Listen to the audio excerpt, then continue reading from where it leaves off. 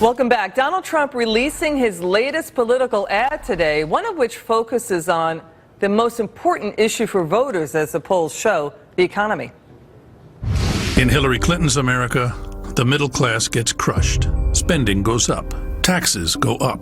Hundreds of thousands of jobs disappear. It's more of the same, but worse. Mr. Trump capitalizing on the worst economic recovery in decades.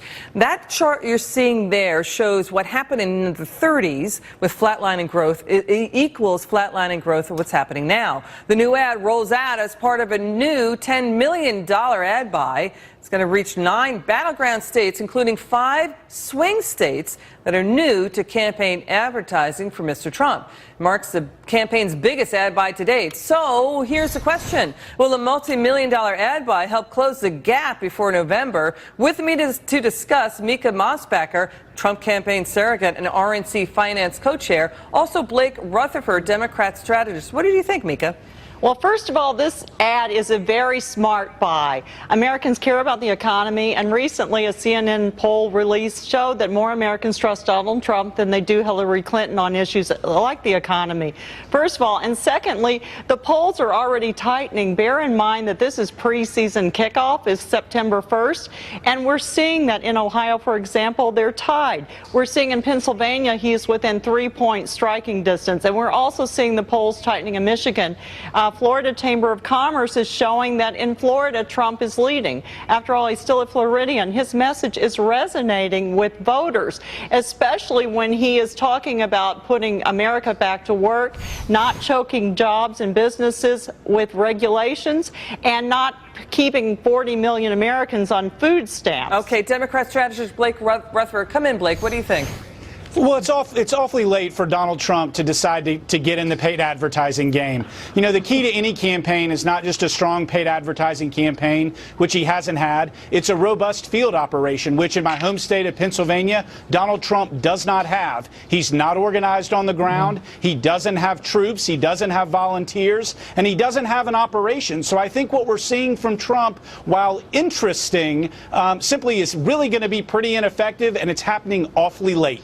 If I say something, the RNC has the largest field operation in place since 2008. We've been in place since 2013. We have over 100,000 people that we are registering to vote in these battleground states. In addition, we have been in some of these states 1,000 days more than Hillary Clinton.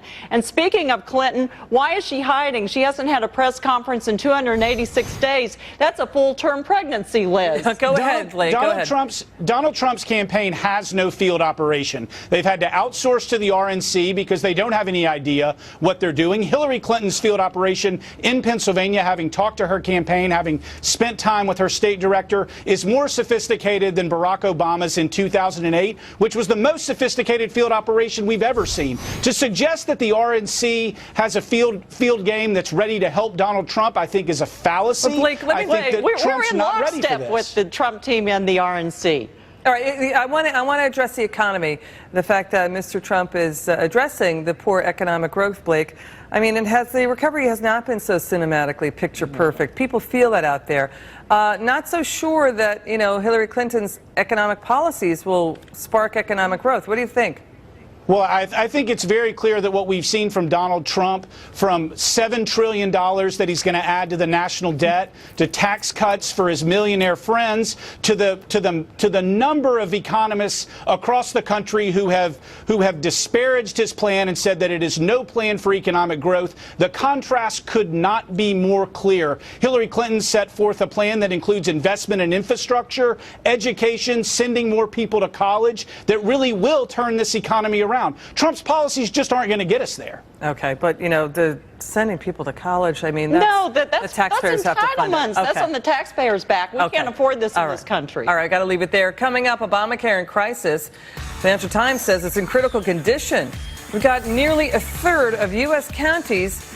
They're just going to have one insurer in their state exchanges. We've got more details on that for you next. Don't go away.